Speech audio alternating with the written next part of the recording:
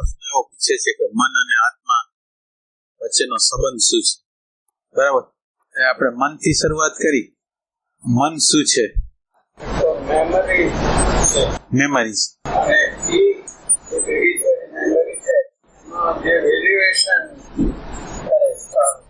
એટલે મન છે એ મેમરી છે. મેમરી પછીનું મેમરી તો કલેક્શન ઓફ ઇમ્પ્રેશન.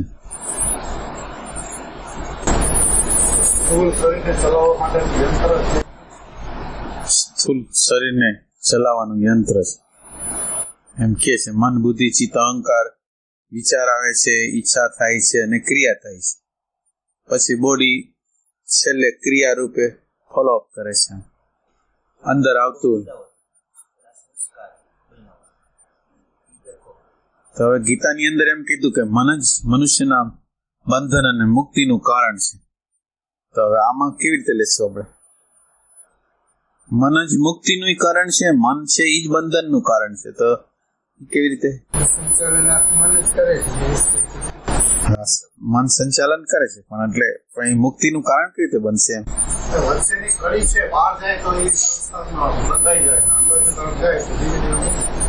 અંદર જાય તો મુક્ત થાય ને બહાર જાય તો બંધાય, દ્રશ્યની અંદર બંધાય. આ બધાને સમજાય છે?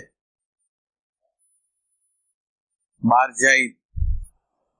જાય એટલે શબ્દ આવે, સ્પર્શ આવે. કોઈક શબ્દ એવું બોલ્યો, તમે બરાબર નથી, તમે બરાબર છો, તમે બહુ સરસ રીતે કામ કરો છો. તો આ જે શબ્દો આપણી અંદર આવે છે અને એ શબ્દો દ્વારા આપણે ખુશ થાય છે. એટલે આપણે શરીર બની ગયા, માન્યતા બની ગયા, ધારણા બની ગયા. એટલે ક્યું મન છે એ બંધનનું કારણ છે, ક્યું મન છે એ મોક્ષનું કારણ છે. બહાર દોડી બંધનનું કારણ. હવે એને તો અદ્રશ્ય કઈ જોયું નથી, તો બહાર જ આંટા મારશે. તો હવે આ બહાર શબ્દને એ આત્માને ન અનુભવે, શબ્દને અનુભવે, સ્પર્શને અનુભવે, રૂપને અનુભવે, રસને અનુભવે, ગંધને અનુભવે, પણ અંદરનો શાંતિને, અંદરના આનંદને, અંદરના પ્રેમને અનુભવતું નથી. તો હવે એ મન છે એનું કારણ કેવી રીતે થશે? દેખાય છે આપણને, જે દેખાય છે, જે અનુભવાય છે, જે આપણને એક્સપિરિયન્સ થાય છે, એની જ આપણને કામના ઉઠે છે. આપણને કામના છે, ન જોયેલી વસ્તુની કામના કોઈ દી ઉઠે જ નહીં. તો જોયેલી વસ્તુની કામના ઉઠે છે. તો હવે આ જોયેલી વસ્તુ, બધી વસ્તુ કોઈને કોઈ પ્રકારે આપણને અનુભવ થયેલો છે અને અનુભવના ક્ષેત્રમાંથી આપણે બહાર નીકળી શકીએ એમ નથી. અનુભવની બહાર કઈ આપણે જોયું નથી. તો મન, ક્યું મન છે એ મોક્ષનું કારણ બનશે. એમ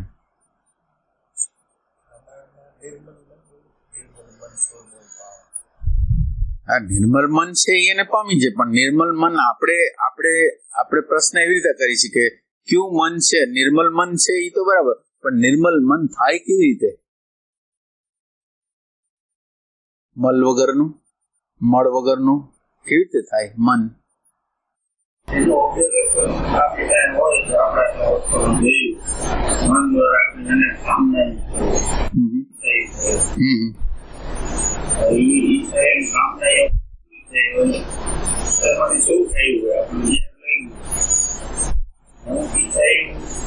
પૂરી થયું.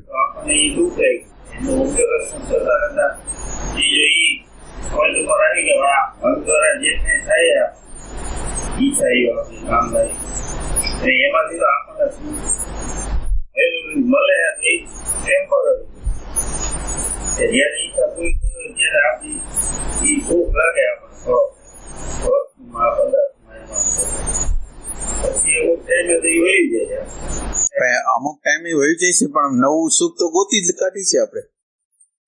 તો હવે સુખ તો મળે જ છે અને આ સુખને ગુમાવવા કોણ તૈયાર છે? માનો કે આ સુખ તો મળે જ છે અને સુખને આપણે શું કામ ગુમાવી? સુખને શું કામ છોડી? ટકતું નથી તો આપણે ટકે એવું કઈક કરી કે બધા ઉપર શાસન કરી હગી, આપણું કે માની હગી, ઈ ટાઈપ કરી તો નથી.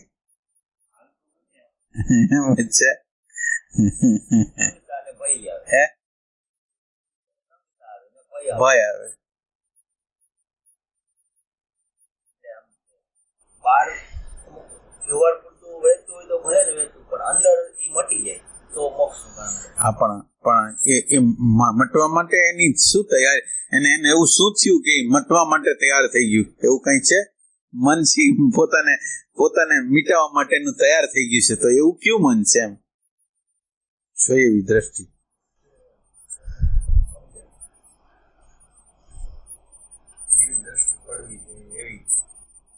એટલે જેવી દ્રષ્ટિ પડવી જોઈએ, એમાં દ્રષ્ટિની અંદર માનો કે આપણને જ્યાં સુખ મળે છે, માનો કે આપણે ઓબ્ઝર્વેશન કરવાનું છે કે સુખ જ્યાં આપણે મેળવવા માંગીએ છીએ એ સુખની અંદર લાચારી, પરતંત્રતા, ગુલામી લાગે છે કે નથી લાગતી? એટલે હવે પ્રશ્ન છે એ શાશ્વત છે કે ઈ છે એ નથી, પણ ઈ જે સુખ છે એ હવે પેલી વસ્તુ એ છે કે અંદર સુખ નથી એટલે બહાર સુખ શોધીશ. અંદર સુખ મળતું નથી એટલે બહાર આપણે સુખ શોધીશ.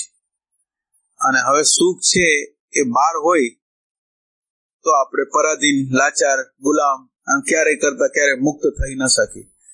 તો આપણને આ પરાધીનતા, લાચારી લાગે છે ખરા? આ બધા જુદા જુદા વિષયોની અંદર લાચારી લાગે છે ખરી? એટલે એનો પોઈન્ટ છે, મુક્તિનો જે પોઈન્ટ છે, આ જે બંધનમાંથી નીકળી જવાનો જે પોઈન્ટ છે, એ પોઈન્ટ એ છે કે અત્યારે જે જીવન જીવાય છે, પ્રેમ વિહોણું, શાંતિ વિહોણું, આનંદ વિહોણું, સમાધાન વિહોણું જે જીવન જીવાય છે એ જીવનનો હું સાક્ષાત્કાર કરું. અને એ જીવનની અંદર મને એમ લાગે છે કે મારી અંદર શાંતિ નથી, આનંદ નથી, પ્રેમ નથી, એવી મને પ્રતીતિ થાય. મારી સ્વતંત્રતા નથી, હું ગુલામ છું, એવી મને પ્રતીતિ થાય. તો હું ગુલામીમાંથી, આ પરતંત્રતામાંથી, આ શાંતિ વિહોણી જે સ્થિતિ છે, પ્રેમ વિહોણી સ્થિતિ છે, એમાંથી હું બહાર નીકળવાનો પ્રયત્ન કરું. એટલે પહેલો સાક્ષાત્કાર આ જે કહે છે કે ક્યું મન છે બંધનનું કારણ છે, તો કે કામના વાળું છે, વિચાર સાથે જોડાયેલું જે મન છે એ આપણને બંધન કરશે. પણ જેણે ઇન્ક્વાયરી કરી છે અંદર કે આ સુખની અંદર પરતંત્રતા છે, પ્રેમ વિહોણતા છે, તમે તમારા સુખની માટે શું કરશો? કે મારા સુખને માટે બીજાને દુઃખી કરવો હોય તો કરી શકીશ, બીજાનું શોષણ કરવું હોય તો કરીશ, બીજા અગર નફો લેવો હોય તો નફો લઈશ, બીજાને મારવા હશે તો મારીશ, પણ મારા સુખ માટે. તો આ મારા સુખ માટે મારી અંદર અશાંતિ, પ્રેમ વિહોણાપણું, પરતંત્રતા, ગુલામી એનો અહેસાસ મને થાય તો પછી હું આમાંથી બહાર નીકળવા પ્રયત્ન કરું. ને આ બહાર નીકળવાનો પ્રયત્ન કરનાર જે મન છે ને એ આપણને મુક્તિનું કારણ છે.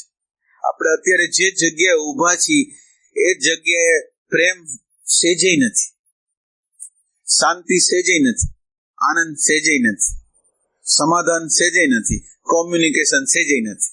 ભલે આપણે ઘરમાં રહેતા હશું પણ આપણી અંદર કોઈ પણ પ્રકારનો પ્રેમ, શાંતિ, આનંદ, સંવાદ કઈ આપણી અંદર હશે નહીં. જે બધું છે એ સમાધાન, ચલાવવા માટેનું સમાધાન છે.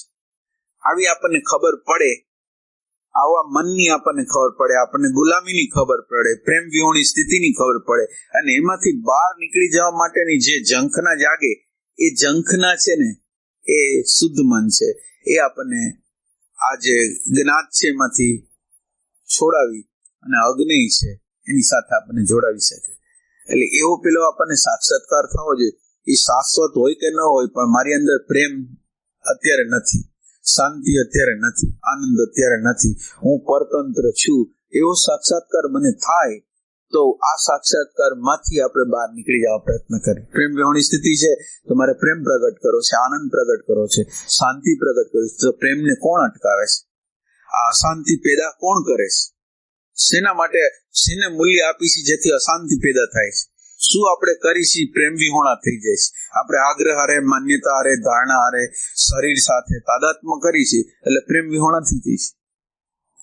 તો હવે જે લોકો આ સમજ જે લોકોને આવશે એ લોકો પછી એમાંથી બહાર નીકળવાનો જે પ્રયાસ કરશે ઈ છે મુક્તિનું કારણ. એટલે આ મન છે એ જ બંધનનું કારણ છે, મન છે એ જ મુક્તિનું કારણ છે. મન છે એ એની હારે જોડાયેલું છે, આ આત્મતત્વ હારે, કોન્શિયસનેસ હારે જોડાયેલું છે, અને એ જોડાયેલું જે મન છે એની અંદર પેલી સ્ફૂર્ણા તો સાક્ષીની જ છે. પેલી જે સ્ફૂર્ણા છે એ સાક્ષીની જ છે, દ્રષ્ટાની જ છે. પણ એ સાક્ષી અને દ્રષ્ટાની ઉપર પણ હું આવરણ ચડાવી જાઉં છું, અને સાક્ષી અને દ્રષ્ટાને છોડી અને હું એટેન્શન બની જાઉં છું.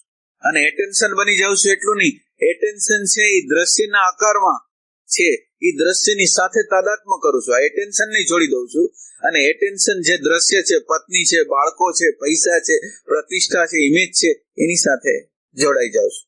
એટલે એટેન્શન છે એ ડાઉન થયું દ્રશ્યમાં, આ જે દ્રષ્ટાપણું છે એ ડાઉન થયું એટેન્શનમાં, એટેન્શન છે એ ડાઉન થયું દ્રશ્યમાં, અને દ્રશ્ય આરે ચીટકી ગયું.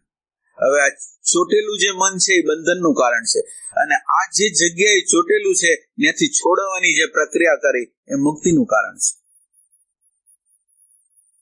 એટલે એમ કે છે કે આપણે અશ્વમેઘ યજ્ઞ થયો તો ત્યારે અશ્વમેઘ યજ્ઞની અંદર એવી શરત હોય કે અશ્વમેઘ યજ્ઞની અંદર ઘોડાને છૂટો મૂકે, અને ઘોડાને છૂટો મૂકે પછી ઘોડાને જો કોઈ બાંધી લે તો એની લડાઈ કરે, અને લડાઈ કરીને પછી એને છોડાવે.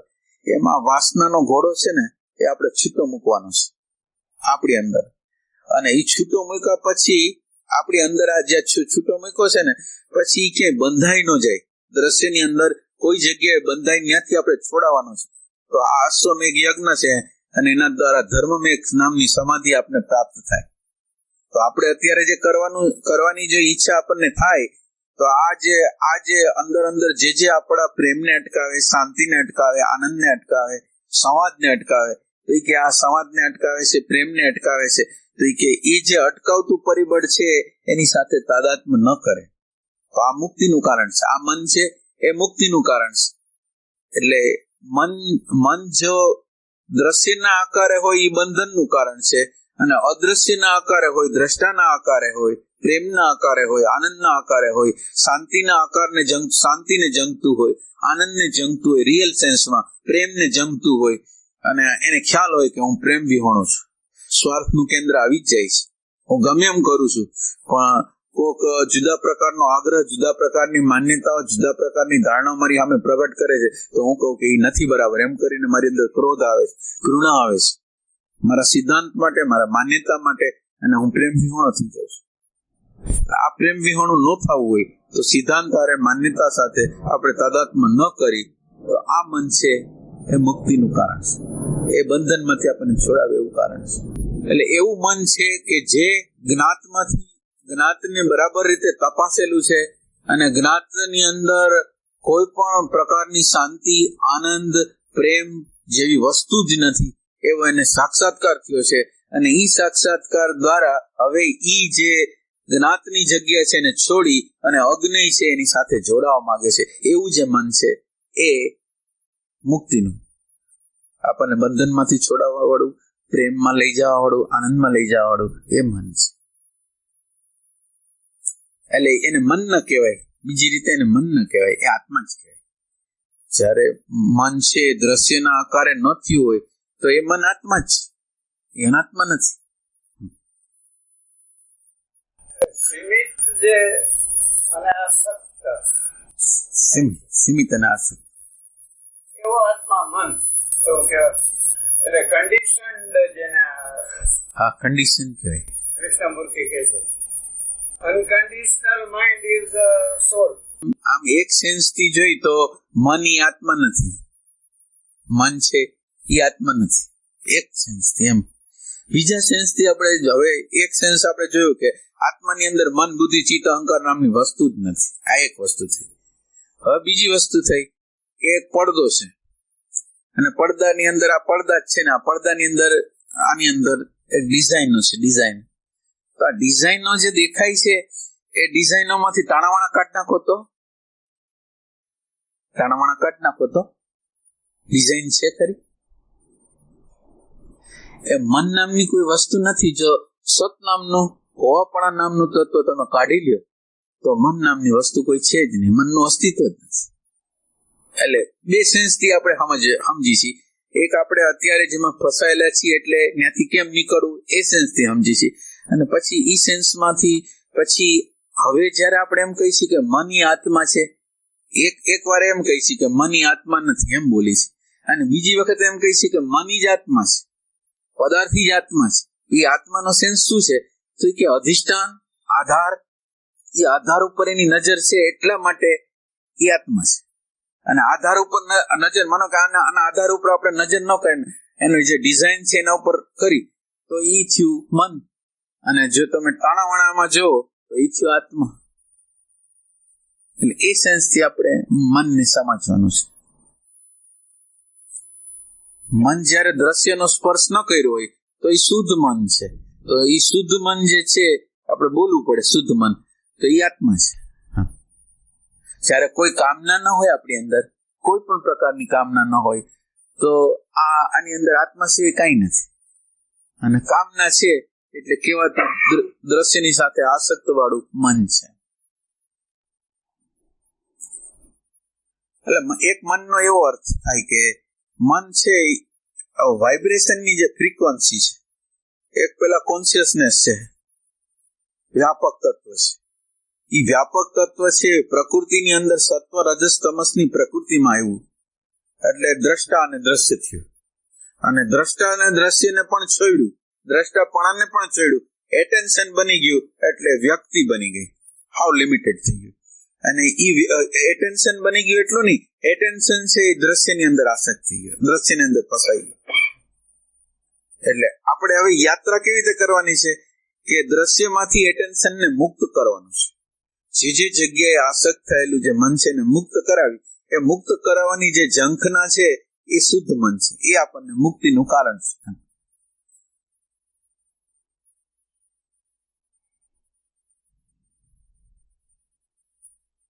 સંસ્કારને વિચાર ઉપર પ્રગટ કરે એ મન. એ ખરું.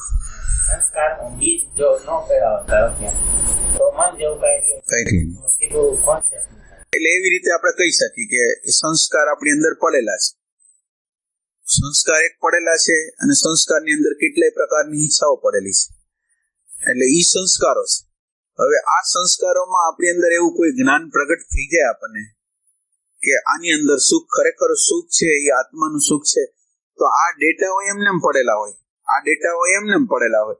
પણ ડેટાને જે મૂલ્યાંકન આપેલું હતું ને, ખોટું જે વેલ્યુએશન કરેલી હતી ને, એ ખોટી વેલ્યુએશન ખેંચાઈ ગઈ. સાચી દ્રષ્ટિ દ્વારા, સાચા હોવાપણા દ્વારા, વર્તમાન દ્વારા એક જે ખોટી વસ્તુ હતી, માનો કે પૈસાનું મૂલ્ય છે, અનાજનું મૂલ્ય છે, સંબંધનું મૂલ્ય છે, દૂધનું મૂલ્ય છે, એની જગ્યાએ પછી એમ કે એ આપણા માથા ઉપર સવારી કરી દે. પૈસો, ઇમેજ, તો ઈ પ્રોબ્લેમ છે. બાકી એનો તમે યુઝ કરો તો કોઈ પ્રોબ્લેમ નથી. એટલે એમ કે રાઈટ વેલ્યુએશન કરતા આપણને આવડી જાય તો મન છે એ મુક્તિનું કારણ થઈ ગયું. અને રાઈટ વેલ્યુએશન છે એ દ્રષ્ટાના દર્શનમાંથી આવે, એ મનમાંથી ન આવે, બુદ્ધિમાંથી ન આવે, અહંકારમાંથી ન આવે, પણ દ્રષ્ટાનું જે દર્શન છે ને એમાંથી આવે.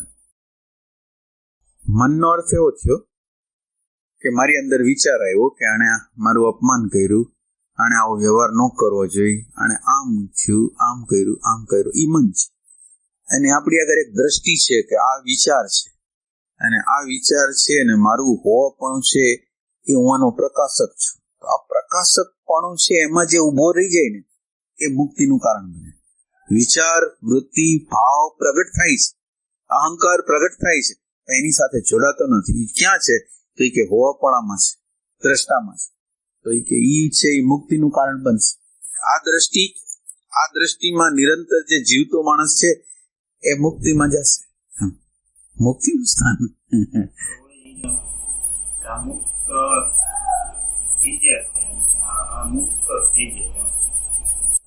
જે મુક્ત થઈ ગયા છે એ ક્યાં, કોઈ જગ્યાએ હોય એમ. એટલે મુક્તની જે દાખલા તરીકે આ લોકો આ જૈન વાળા એમ કે છે કે સિદ્ધશિલા છે ને એવી ટાઈપ કોક એમ કે છે કે વૈકુંઠ છે ને એ ટાઈપ અક્ષરધામ છે. હા. એટલે એક પ્રકારની ફ્રીક્વન્સી છે. અક્ષરધામ હોય કે જે ધામ હોય અને જે લેવલનું હોય, એટલે એક ફ્રીક્વન્સી છે. એટલે લોક એટલે શું થાય? તમે માનો કે અત્યારે આપણે માનો કે જે વિચારોમાં જીવી છે, ભૂત અને ભવિષ્યમાં જીવી છે, એક લોક છે. આપણે અત્યારે જેમાં જીવી છીએ ને એ એક લોક છે. હવે આપણું જો મૃત્યુ થાય અને અત્યારે આપણી જે મનસ્થિતિ જે છે, વિચારવાની કેપેસિટી, સ્વાર્થ, પ્રેમ જે આપણી અંદર છે, એ જે એની એક ફ્રીક્વન્સી છે, એ ફ્રીક્વન્સી છે એ લોક છે. એ લોક છે એટલે આપણે આપણા યોગના સાથે આપણને મૂલાધાર કીધું, સ્વાધિષ્ઠાન કીધું, મણિપુર કીધું, અનાહત કીધું, પછી વિશુદ્ધ કીધું, આજ્ઞાચક્ર કીધું, સહસ્ત્રદલ કીધું. એટલે આ કઈ આ દલ બલ કઈ નથી, ફ્રીક્વન્સી છે. મૂલાધાર છે એ ભૂલોક છે, ઓલો ભૂલોક છે, ઓલો સ્વલોક છે, ઓલો જનલોક છે, એલો તપલોક છે, ઓલો સત્યલોક. એટલે માણસ મરે એટલે તમે માનો કે મૂલાધારમાં જીવતા હો તો મરો તો ભૂલોકમાં જ જાઓ. જે માણસ ગુજરી જાય ને સ્વાધિષ્ઠાનમાં રહેતો હોય તો ઈ લોકમાં, ભૂવલોકમાં જાય. એટલે લોકનો અર્થ શું થાય? એક પ્રકારની ફ્રીક્વન્સી છે. એટલે તમે નીચે મૂલાધાર છે એ લોઅરમાં લોઅર ફ્રીક્વન્સી અને સહસ્ત્રદલ છે એ હાયર પ્રકારની ફ્રીક્વન્સી છે. એટલે આ ફ્રીક્વન્સીમાં પ્રવેશ કરવો એ લોક છે. પછી કયા સંપ્રદાય વાળા કયા લોક એના દ્વારા શું સમજે છે એ આપણે સમજવાનું. પછી પણ આ વસ્તુ કેવી છે કે એ લોક ને બધી વસ્તુ કેવી છે? એ ભવિષ્યની વસ્તુ છે. પણ અત્યારે નગદ, અત્યારે આ ક્ષણે આપણે કઈ સ્થિતિમાં છીએ ને એ લોક આપણા માટે સાચું. અત્યારે આનંદમાં છીએ, શાંતિમાં છીએ, નિર્વિચાર અવસ્થામાં છીએ તો બ્રહ્મલોકમાં જ છીએ, શૂન્ય લોકમાં જ છીએ. હવે એટલે લોક છે એ આ સેન્સથી છે. લોક એટલે કોઈ સ્થાન નથી પણ એક ફ્રીક્વન્સી છે. અને એ ફ્રીક્વન્સીમાં તમે મૃત્યુ પામો એટલે જે પ્રકારની તમારી ફ્રીક્વન્સી હોય એ ફ્રીક્વન્સી પ્રમાણે તમે એમાં પ્રવેશ કરી શકો. એ રીતે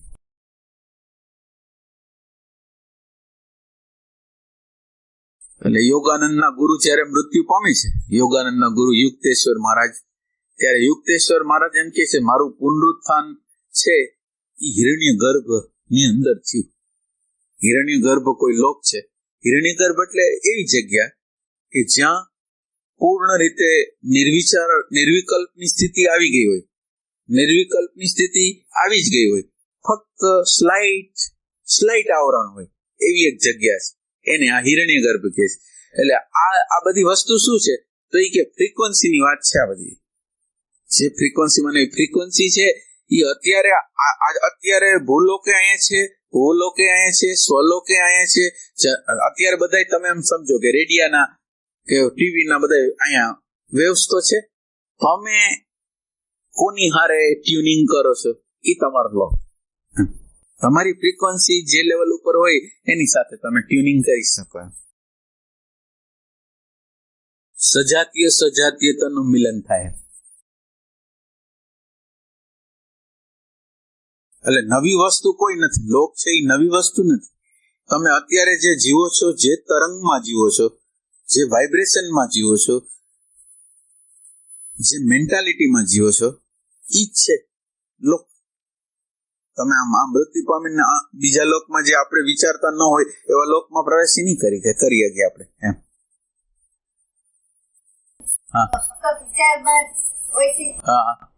મન સાથે મિત્રતા કેવી રીતે કરવી? મન સાથે મિત્રતા કેવી? હા, મિત્ર. અત્યારે એવી હાલત છે કે મન મિત્ર નથી પણ મન છે એ શાસક છે. ઈ આપણને ધક્કો મારીને કરાવે છે. એટલે અત્યારે ઈ શાસક છે, મિત્ર બનાવી ન શકે. અત્યારે આપણે એના ગુલામ છે. મિત્ર બનાવવા માટે એના લેવલ ઉપર આવવું પડે. એટલે એનાથી જુદું પડવું પડે. મનના માલિક બનવું પડે. મન છે એનાથી જુદું પડવું પડે. અને મનથી જુદા પડ્યા પછી મનનો આપણે ઉપયોગ કરીએ તો મિત્ર કહેવાય. મન છે એનો ઉપયોગ કરવાનો છે. અત્યારે મન છે એ આપણો ઉપયોગ કરે છે કે ભાઈ એને મારી હારે આવો વ્યવહાર કેમ કર્યો, એમ કરીને મન આપણને હળી કરે અને આપણને ક્રોધ આવે, એના ઉપર હિંસા થાય, ક્રોધ થાય, ઘૃણા થાય. તો એ બધું કરાવે છે કોણ? તો કે મન એક વિચાર આવે છે, તરંગ પેદા થાય છે અને એ તરંગ છે એ આપણને ધક્કો મારીને એવું કરાવે છે. એટલે આપણે અત્યારે ગુલામ છે. ગુલામ લોકો તો મિત્ર નથી કે સજાતીય થયા કે. તો મનથી અલગ પડવાનું, મનથી જુદા પડવાનું. મન છે એ આપણું સાધન છે. આ જીવનનું જે સાધન છે, જીવનનો જે રોલ કરવાનો છે, આપણો આ પૃથ્વીલોકનો જે રોલ છે એ મન, બુદ્ધિ, ચિત્ત, અહંકારથી જ થવાનો છે. એટલે તમારે જે રોલ ભજવવાનો છે ભજવવાનો છે, પણ અત્યારે પ્રોબ્લેમ ઈ છે કે રોલ ભજવતા મૂલ્યાંકન આપણે અત્યારે મન બની જાય, બુદ્ધિ બની જાય, અહંકાર બનાવી જાય, આપણું ઓરિજિનલ જે છે ને આપણે કોણ છીએ ને એ ભૂલી જાય છે. એટલે ખોટાને સાચું કરી લઈ છે અને આપણું સાચું સ્વરૂપ છે એ છુપાઈ જાય છે. અત્યારની જે પોઝિશન છે એ એવી છે એમ.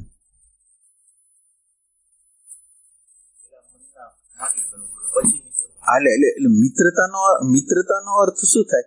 તમને પ્રેજ્યુડાઇઝ, તમે એના લેવલ ઉપર આવો.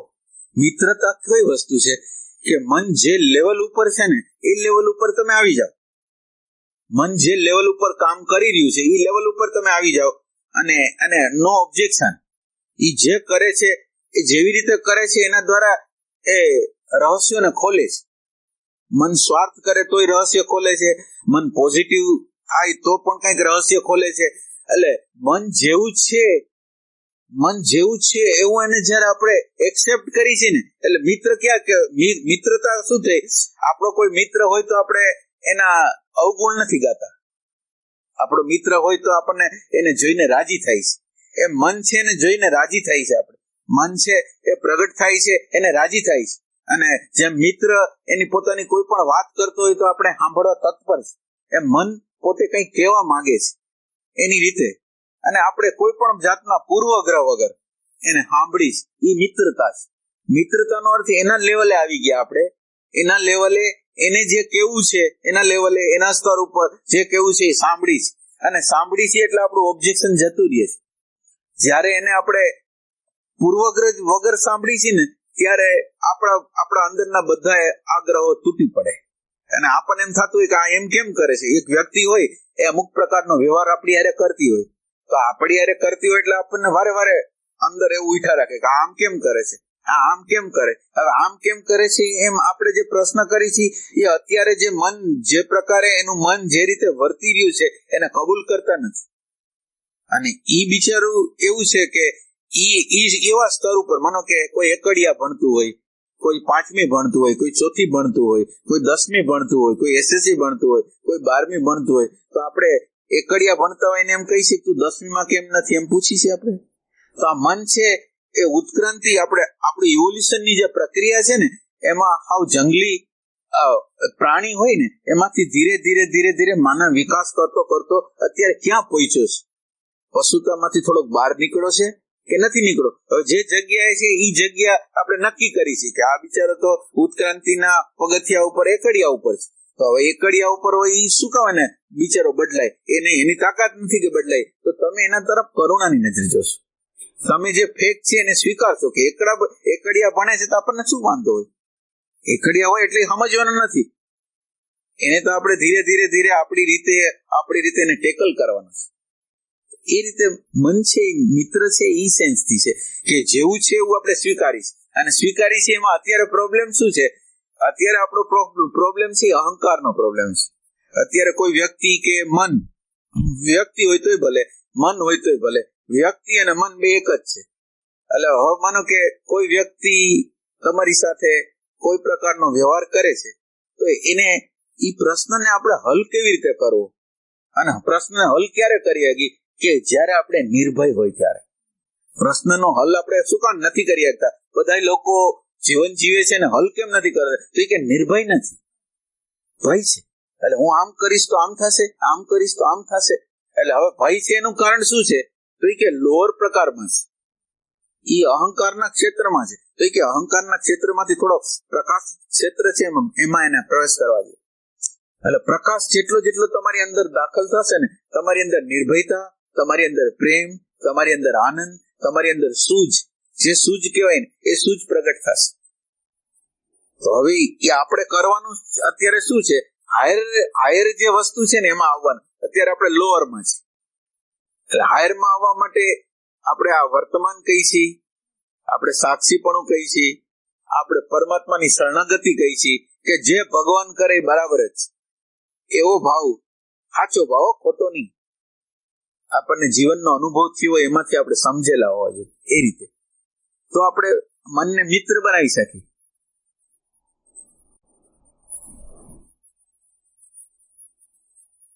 અને મન છે એ પ્રોબ્લેમ નથી. મન પ્રગટ થાય છે, મનને ક્યાંક દબાણ થયું છે. માનો કે મનને કંઈક એવું દબાણ થયું છે, મન અત્યારે એને ક્યાંક જવાનું છે ને અત્યારે એક કામ કરવાનું છે. હવે આ કામ કરવાનું, એક વાં જવાનું, હમણાં થોડીક વખત પછી ફટ કરતું જવાનું છે ને અત્યારે, એટલે એને લોટ છે ભવિષ્યનું. એમાં કોઈ ખડી કંઈક કરે છે. તો હવે ઈ જે એને રિએક્શન પ્રગટ કર્યું, ક્રોધ પ્રગટ કર્યો, એના કામમાં તમે કંઈક સેજ ડિસ્ટર્બ કર્યો, તો એને દબાણ ક્યાંક બીજેથી થયું. તો એ દબાણને તમે સમજી જાઓ કે બિચારાને દબાણ અહીંયા થયું, એ તો ગુલામ છે, અને એને અહીંથી પુશઅપ થયું અને એ બિચારો ક્રોધિત થઈ ગયો. તો તમને એનો આખું રાજ ખબર પડી ગઈ, એનો પ્રોબ્લેમ ક્યાં છે એને ખબર નથી, પણ તમને ખબર છે પ્રોબ્લેમ એનો અહીંયા છે.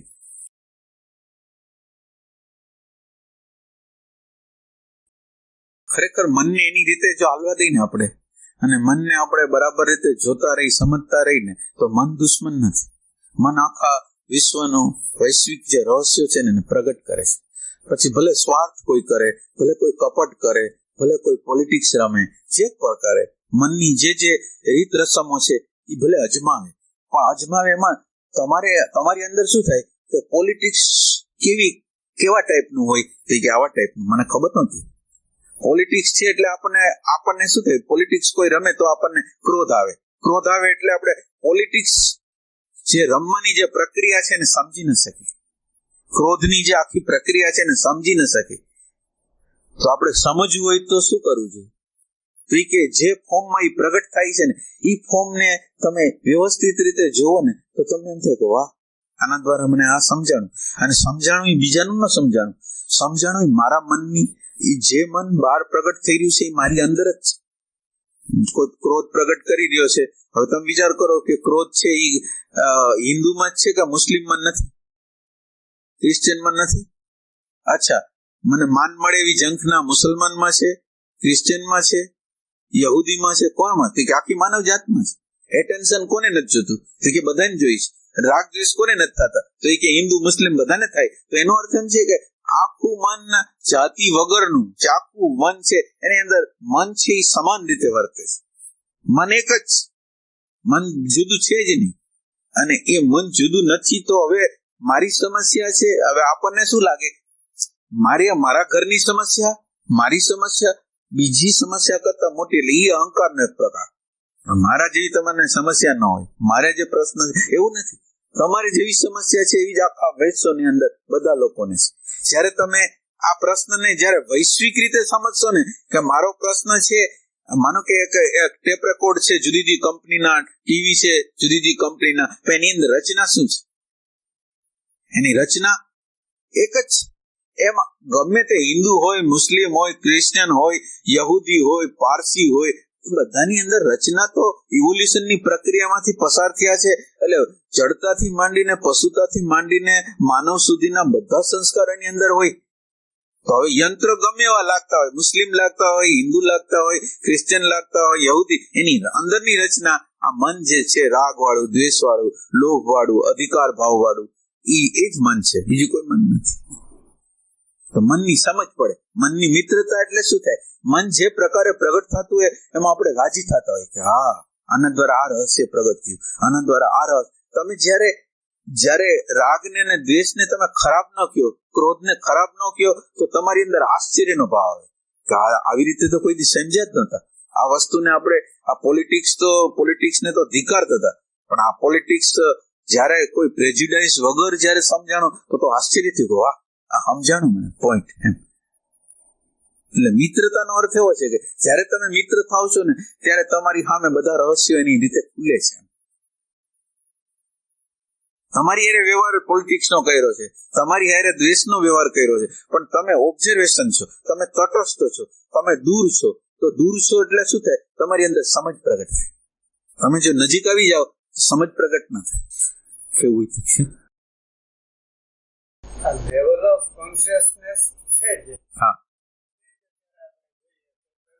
પ્રાથમિક છે, આ મૂલાધારને શરીર તરફની અસર, હા, હા, આગ્રહ તરફની આસક્તિ અને ભાવ તરફની આસક્તિ, હા, અને પછી એમાંથી આગળના લેવલ ઉપર જવાની વાત છે. હા, એમાં એમાં શરીરને શરીર તરીકે સમજવાનું, માનથી થોડા અલગ છે.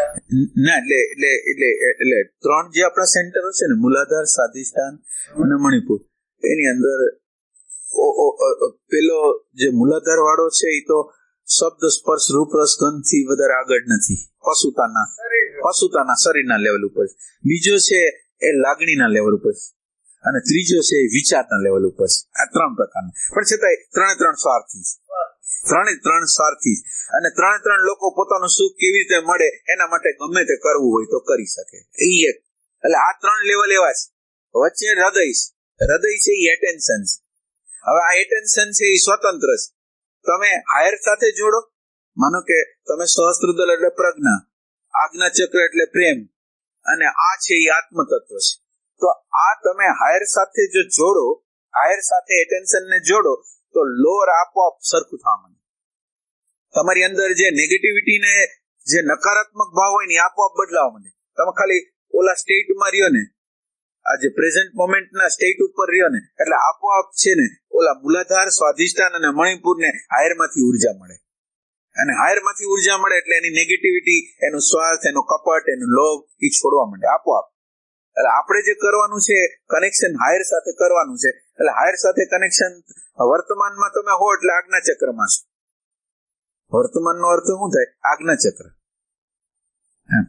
મારે એમાં એવું કહેવાનું છે કે સંતની ઉપસ્થિતિ વગર આ વસ્તુ એક લેવલમાંથી બીજા લેવલમાં જવાય એનું કારણ સમજાય એ વાત છે, એ સાચી વાત. અને પછી વાત થઈ શકે, વિચાર થઈ શકે, પાછું મજા આવી, બરાબર, પણ એમાં સ્થિતિ ના થઈ શકે. એ વાત સાચી. નમૂનો જોઈએ એટલું નહીં, નમૂનો ખાલી હોય એટલું નહીં, નમૂનામાંથી જે તરંગો નીકળે છે એ તરંગો આપણી અંદર જવા જોઈએ. આ તરંગોનો એવો નિયમ છે, કે જે તરંગમાં જે જીવતું હોય ને, માનો કે કોઈ હૃદયમાં જીવતો હોય તો બીજા લોકોને હૃદયમાં અસર થાય, બુદ્ધિમાં જીવતો હોય તો બીજા લોકોને બુદ્ધિની અસર થાય, પછી શાંતિમાં જીવતો હોય તો બીજા લોકોને શાંતિની અસર, પછી એને ખબર ન પડે એ જાય અને એમ કે અમે ગયા હતા પણ એવી શાંતિ લાગી, એટલે એને ખબર નથી, એને કઈ ખબર નથી, પણ શાંતિ છે એને મળી ગઈ. એટલે આ સંત આગળ શાંતિ છે, સંત આગળ આનંદ છે, સંત આગળ પ્રેમ છે, સંત આગળ પ્રજ્ઞા છે, તો એનો જે તરંગ છે, એનું જે મટીરિયલ છે, એટલે એમ કે છે લોઢામાંથી સોનાની એક પ્રક્રિયા, એક આખું આલ્કેમી હતી. તો એ લોઢામાંથી સોના બનાવવાની પ્રક્રિયામાં એમ કે છે કે થોડુંક સોનું તો તમારે પ્યોર જોઈએ જ. જો તમારી આગળ થોડુંક પ્યોર સોનું ન હોય ને તો લોઢું છે એ સોનું ન થાય. એમ આપણી અંદર પ્યોર સોનું એટલે કોન્શિયસનેસ, અવેરનેસ નું કણ જોઈ, અને એ કણ છે એ આપણી અંદરનું જે લોઢું છે, રાગ, દ્વેષ, લોભ, ઘૃણા છે, એને સોનામાં, એને શાંતિમાં, એને આનંદમાં, એને પ્રેમમાં પલટાવી શકે.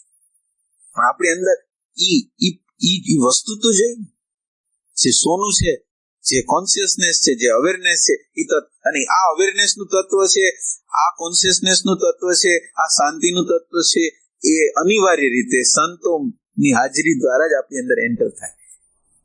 બાકી કોઈ જગ્યા એવી નથી કે તમને આ મળી જાય. વિશ્વના કોઈ ભાગમાં એવું નથી કે તમને ત્યાંથી શાંતિ મળે, આનંદ મળે, પ્રજ્ઞા મળે, કોઈ જગ્યા નથી. એટલે ઈ જગ્યા આપણને અત્યારે ખબર નથી, આપણને સોનું મળી રહ્યું છે આપણને ખબર ન હોય, પણ જે જાય છે તો જાય જ છે. એક તરંગ જાય છે અને બીજી અન્ડરસ્ટેન્ડિંગ જાય છે, બે જાય છે. ત્રીજી પોઝિટિવનેસ જ જાય છે.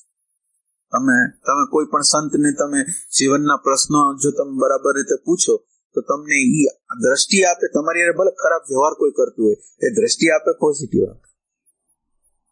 એટલે સંત આગળથી તરંગ મળે, દ્રષ્ટિ મળે, પોઝિટિવનેસ મળે, અને આપોઆપ અહંકાર વગર નિષ્કામ કર્મ એ તમે આપોઆપ કરવા માંડો. તમારી અંદરની જે કચાસો હોય ને એ આપોઆપ એને જોતા તમારી કચાસો, માનો કે તમારી અંદર ઉદારતા નથી, ઉદારતા સેવા ન હોય, એટલે કઈ કેવું ન પડે તમને. તમે એની હાજરીમાં રહ્યો, એની સાથે રહ્યો, એટલે આપોઆપ તમારી અંદર પલટો થવા માંડે.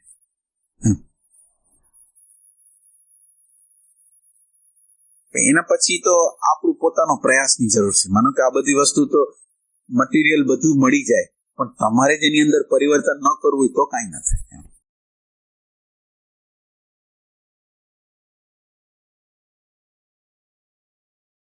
એટલે પ્રોફેસ નિર્દોષ જ છે એ વસ્તુ. હે મન એટલે પ્રકૃતિ નિર્દોષ છે. મન, બુદ્ધિ, ચિત્ત, અહંકાર પોતાની રીતે નિર્દોષ છે, પણ એની સાથે આપણે તાદાત્મ્ય કરીને, જે તાદાત્મ્ય ન કરી તો એ આપણને પ્રજ્ઞા આપે, સમજ આપે, અન્ડરસ્ટેન્ડિંગ આપે, વૈશ્વિક નિયમો સમજાવે.